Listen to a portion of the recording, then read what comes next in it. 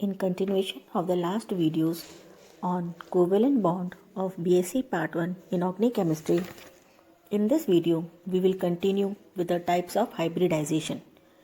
In the last video we studied about sp, sp2 and sp3 hybridization.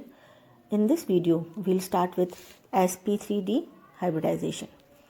इस प्रकार के संकरण में एक S 3p तथा एक D कक्षक मिलकर 5 संकरित कक्षक बनाते हैं जो समतुल्य होते हैं। स्थायी अवस्था प्राप्त करने के लिए ये एक दूसरे से अधिकतम दूर रहते हैं। 5 में से 3 कक्षक एक ही तल में 120 डिग्री के कोण पर त्रिभुजाकार समतल्य रूप में अभिविन्यासित होते हैं। यह कक्षक भूमध्य संकर यानी इक्वेटोरियल हाइब्रिड कहलाता है। शेष 2 कक्षक इस त्रिभुज के लंबवत ऊपर व नीचे की ओर स्थित रहते हैं, अर्थात ये त्रिभुज के साथ 90 डिग्री का कोण बनाते हैं तथा स्वयं एक दूसरे के साथ 180 डिग्री का कोण बनाते हैं। यह दोनों कक्षक अक्षीय संकर यानी एक्सियल हाइब्रिड कक्षक कहलाते हैं तथा इस प्रकार की संरचना ट्राइगोनल बाइपिरामिडल कहलाती है। 3 कक्षक जो हैं ये एक प्लेन में रहते हैं और 2 कक्षक इनके ऊपरी तल में और निचले तल में रहते हैं और इस तरह से ये ट्राइगोनल बाइपिरामिडल ज्योमेट्री बनाते हैं। अब हम इनका एग्जाम्पल देखें तो पहला एग्जाम्पल हम देखते हैं PCl5। PCl5 अणु में संकरण जो होता है उसमें हम देखते हैं कि जो केंद्रीय परमाणु है P उसमें 5 क्लोरीन परमाणु के साथ 5 सिग्मा बंध बनाता है। अतः P के पास 5 अयुग्मित इलेक्ट्रॉन होने चाहिए। तो अगर हम इसका ग्राउंड स्टेट देखें तो ग्राउंड स्टेट में इसका इलेक्ट्रॉनिक कॉन्फ़िगरेशन होता है फॉस्फोरस का 3s2 3p3 और एक्साइटेड स्टेट में फॉस्फोरस का इलेक्ट्रॉनिक कॉन्फ़िगरेशन हो जाता है 3s1 3p2 एंड 3d1। तो यह है sp3d कॉन्फ़िगरेशन,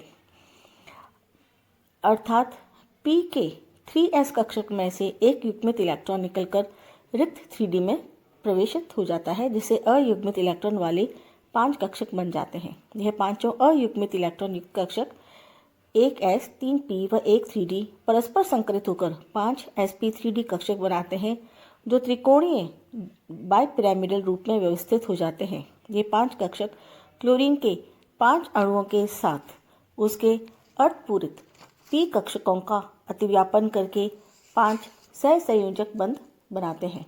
यह एक असममित संरचना है क्योंकि इसमें संकरित कक्ष 2 प्रकार के कोण यानी 90 डिग्री व 120 डिग्री बनाते हैं। यही कारण है कि PCl5 एक अत्यंत क्रियाशील यौगिक है जो कि ठोस अवस्था में ही विघटित होकर अधिक स्थायी सममित सिमेट्रिकल संरचना देता है। तो 2 PCl5 के अणु विघटित होकर एक PCl4 कैटायन और एक PCl6 एनायन की संरचना करते हैं। PCl4 कैटायन सममित चतुष्फलकीय होता है और PCl6 एनायन की संरचना सममित अष्टफलकीय होती है। यदि sp3d में एक d x2 y2 एक s तथा 3p कक्षक भाग लेते हैं तब ऐसे 5 संकर कक्षक बनते हैं जिनमें से 4 एक वर्ग के चारों कोणों की ओर लक्षित रहते हैं। इन संकर कक्षकों से बने बंध परस्पर 90 डिग्री का कोण बनाते हैं।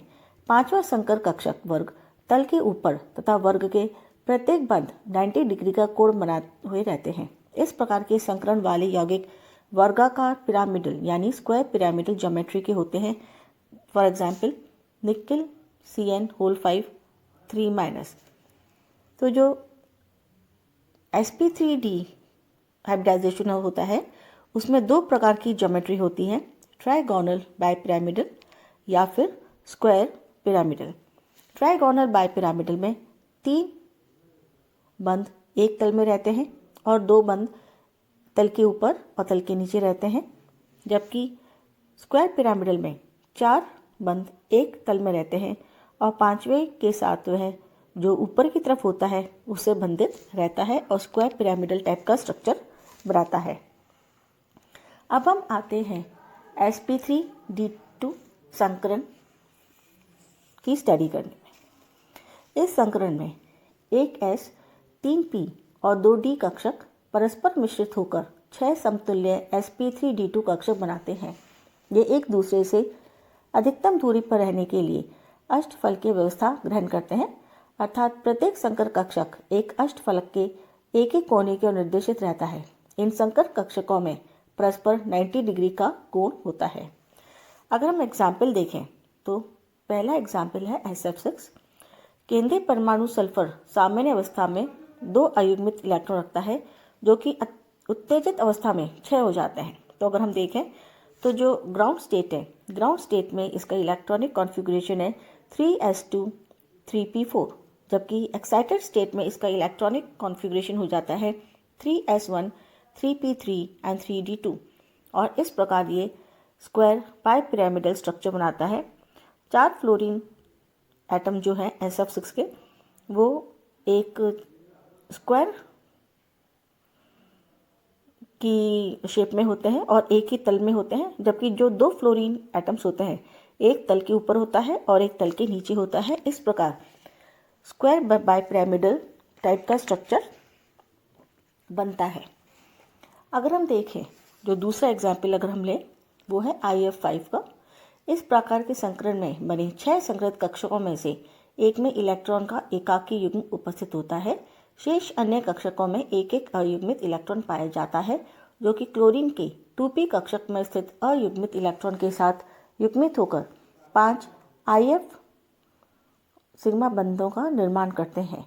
इलेक्ट्रॉन के एकाकी युग्म की उपस्थिति के कारण IF5 की संरचना वर्ग स्क्वायर पिरामिडल होती है। तो अगर हम इससे कंपेयर करें तो इस वाले में 4 जो फ्लोरीन के एटम्स हैं वो एक तल में हैं। इसी प्रकार इसमें भी 4 फ्लोरीन के एटम्स एक ही तल में हैं, लेकिन जो बाई पिरामिडल ज्योमेट्री है SF6 की, इसमें तल के ऊपर और तल के नीचे 2 फ्लोरीन एटम्स हैं जो सल्फर से बंधित है और ये स्क्वायर बाई पिरामिडल ज्योमेट्री बनाते हैं। जबकि अगर हम IF5 की बात करें तो इसमें 4 जो फ्लोरीन एटम्स हमने देखा एक स्क्वायर की शेप में एक प्लेन में है, प्लेन के ऊपर एक फ्लोरीन एटम आयोडीन से बंधित है कोवेलेंट बॉन्ड से, जबकि एक जो 6th हाइब्रिड ऑर्बिटल है DsP2 का, वह नीचे की तरफ होता है तल के और उसमें एक लोन पेयर ऑफ इलेक्ट्रॉन होता है। और चूंकि वो ज्योमेट्री में पार्टिसिपेट नहीं करता है, इसलिए इसकी जो ज्योमेट्री आती है वह स्क्वायर पिरामिडल ही आती है। अब हम तीसरे प्रकार की संरचना की बात करते हैं, जो कि है sp3d2 संकरण। इस प्रकार के संकरण में एक S 3p तथा 3d कक्षक भाग लेते हैं और 7 संक्रमित कक्षक बनाते हैं। इनमें से 5 कक्षक एक पेंटागन के 5 शीर्षों की ओर निर्देशित रहते हैं और शेष 2 इनके लंबवत स्थित होते हैं। अतः इन 5 संकर कक्षकों के मध्य 72 डिग्री का कोण और 2 संकर कक्षक इनके साथ 90 डिग्री का कोण बनाते हैं। इस प्रकार के संकृत कक्षकों से युक्त केंद्रीय परमाणु से युक्त अणु की आकृति पंचभुजीय द्विपिरामिडे होती है। अगर हम देखें तो इसका जो स्ट्रक्चर होता है वह इस प्रकार होता है कि जो 5 अणु हैं वो एक कक्ष में हैं और 2 हैं वो ऊपर और नीचे हैं, इसलिए पेंटागोनल बाइपिरामिडल इसकी संरचना होती है।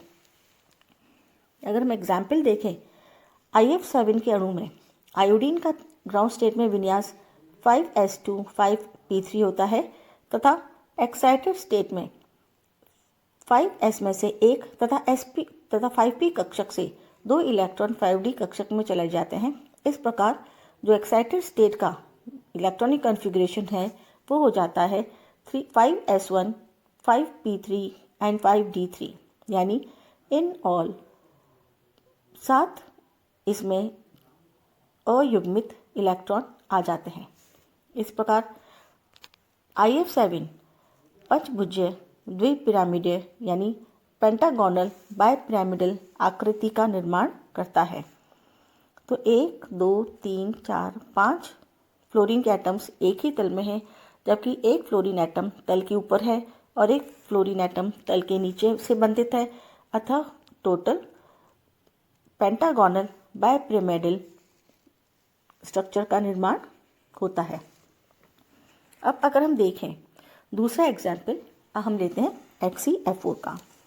XeF4 अणु में जो संकरण होता है वह उसमें Xe का जो परमाणु है वह sp3d3 संकरित अवस्था में है। जो इसका ग्राउंड स्टेट है, ग्राउंड स्टेट में जिनॉन का जो इलेक्ट्रॉनिक कॉन्फ़िगरेशन है वो है 5s2 5p6, जबकि एक्साइटेड स्टेट में इसका जो इलेक्ट्रॉनिक कॉन्फ़िगरेशन है वो हो जाता है 5s2 5p3 एंड 5d3, यानी 5p कक्षक के तीनों जो पेयर्ड इलेक्ट्रॉन्स हैं वो अनपेयर्ड हो जाते हैं और 3 इलेक्ट्रॉन्स प्रमोट होकर 5d के खाली कक्षकों में चले जाते हैं। और इस प्रकार हम देखते हैं कि ज़ीनॉन के पास 7 अयुग्मित इलेक्ट्रॉन आ जाते हैं और इस प्रकार प्राप्त 7 sp3d3 संकरित कक्षकों में से एक में एकाकी युग्म होता है जो कि अक्षीय संकर कक्षक में स्थान ग्रहण करता है, क्योंकि इस अवस्था में जो बंधकोण होता है 90 डिग्री होने के कारण इलेक्ट्रॉन पेयर के मध्य प्रतिकर्षण न्यूनतम होता है तथा स्थायित्व अधिक होता है। अब हम dsp2 हाइब्रिडाइजेशन के बारे में पढ़ते हैं। सामान्यतः 4 समन्वय संख्या वाले धातु संकुल dsp2 संकरण दर्शाते हैं। इस संकरण में एक d एक s तथा p के 2 ऑर्बिटल्स कक्षक संकरण में भाग लेते हैं, जिसे इनमें संकरण के बाद बनने वाले 4 जो हाइब्रिड ऑर्बिटल्स होते हैं उनके लोब्स एक वर्ग के 4 कोनों की ओर निर्देशित होते हैं तथा संकुल को यानी कॉम्प्लेक्स को एक स्क्वायर प्लेनर ज्योमेट्री प्रदान करते हैं। इस संकरण में भाग लेने वाले चारों कक्षक वैकेंट होते हैं, जिसे यह रिक्त कक्षक लिगैंड के साथ कोऑर्डिनेट बॉन्ड का निर्माण करते हैं। अगर हम एग्जाम्पल देखें तो निकल CN4 2-, तो अगर हम देखें तो निकल 2+ जो हमारा निकल 2+ एन कैटायन है, निकल 2+ कैटायन के ग्राउंड स्टेट में जो इलेक्ट्रॉनिक कॉन्फ़िगरेशन होता है वो होता है 3d8 4s empty। 4s के जो 2 इलेक्ट्रॉन्स थे वो लॉस्ट करके निकल 2+ कैटायन बनाता है और ये इसकी ग्राउंड स्टेट है। और एक्साइटेड स्टेट में ये जो 2 अनपेयर्ड इलेक्ट्रॉन्स हैं वो Cn के जैसे ही Cn निकल के कांटेक्ट में आता है, क्योंकि Cn एक स्ट्रॉन्ग लिगेंड होता है, ये दोनों अनपेयर्ड इलेक्ट्रॉन्स पेयर्ड हो जाते हैं और एक d ऑर्बिटल खाली हो जाता है और फिर d ऑर्बिटल s ऑर्बिटल और 2 p ऑर्बिटल के साथ हाइब्रिड करके dsp2 ऑर्बिटल बनाता है, dsp2 हाइब्रिड ऑर्बिटल बनाता है। अब जब ये 4 Cn एनाइंस के कांटेक्ट में आता है तो ये चारों Cn एनाइंस अपना एक एक लोन पेयर इन dsp2 के खाली ऑर्बिटल्स में देते हैं और कोऑर्डिनेट बॉन्ड बनाते हैं और हमें निकल CN4 2- का कॉम्प्लेक्स प्राप्त होता है जो कि एक स्क्वायर प्लेनर सिमेट्री में होता है। अब हम बात करते हैं dsp3 और d2sp3 हाइब्रिडाइजेशन की। तो पहला एग्जाम्पल dsp3 का है आयरन पेंटाकार्बोनिल यानी FeCO5। अब इसमें जो ग्राउंड स्टेट है, क्योंकि इसमें जो Cu होता है वह न्यूट्रल होता है, तो इसमें जो फेरस है वो भी न्यूट्रल है।